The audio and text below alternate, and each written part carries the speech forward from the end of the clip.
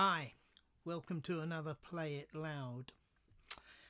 This one, I'm going to start with a quiz, and to be honest, I don't know how many people under the age of 60, maybe 65, would know the answer to this.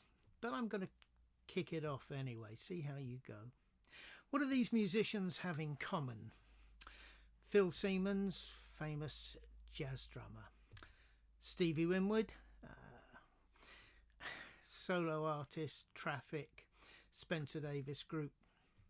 Denny Laine, played with Wings, played with the Moody Blues, started the Moody Blues and had, I think, a #1 single in the UK with Go Now. Graham Bond, blues artist, largely, played a lot of North London gigs and did very well.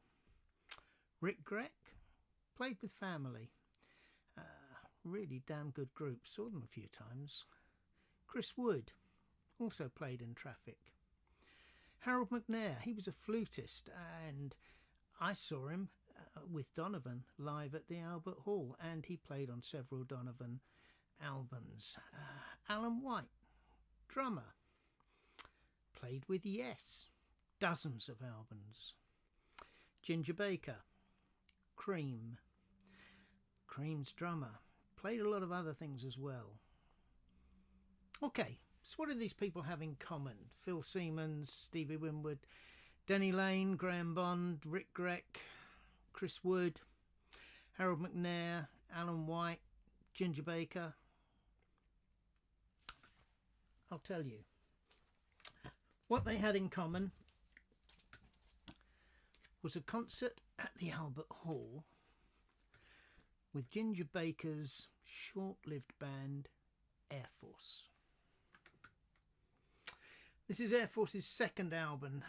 The first one was allegedly the live album from the Albert Hall, but I saw that Albert Hall concert and frankly I don't think the album had much to do with it at all.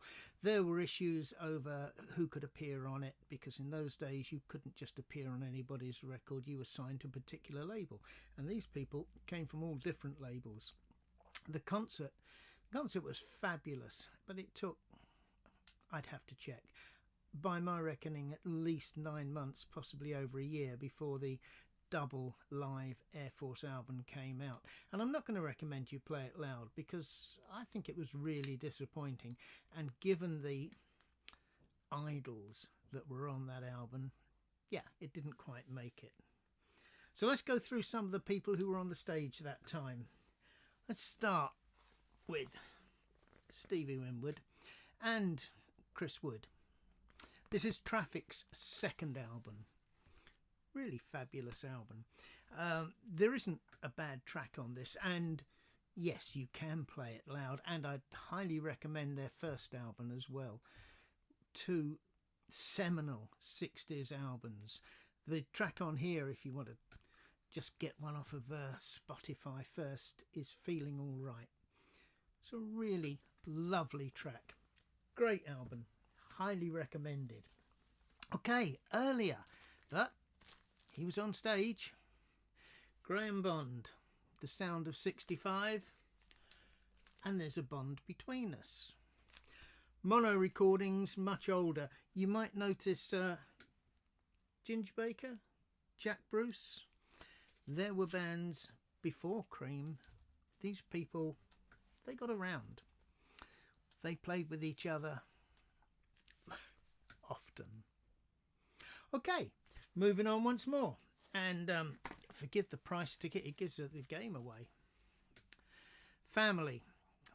This was Rick Grech's, one of Rick Grech's band. Rick Grech incidentally played with Blind Faith on their ill-fated 18 months, 2-year sojourn. But for me, this is Rick Grech, and so is that. Family's second album, Weaver's Answer, Family Entertainment. They're both very good, but the second album's superb. And these days, who's ever heard of Family? They never quite made it, but they were a damn good band. Yeah, damn good band. Okay, Harold McNair. Donovan, already said, saw him in concert. Harold McNair played on lots of Donovan records. He was go-to flautist for session musicians, up there with Ginger Baker on stage. Alan White, Tales from the Topographic Oceans. Now, probably not Yes's best or most accessible album, but yeah, Yes had a large catalogue.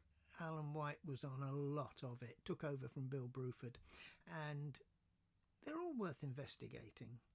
He was a great drummer, the sort of great drummer that appeared on lots of other famous albums. He played, I think, with all the Beatles. He certainly played on All Things Must Pass.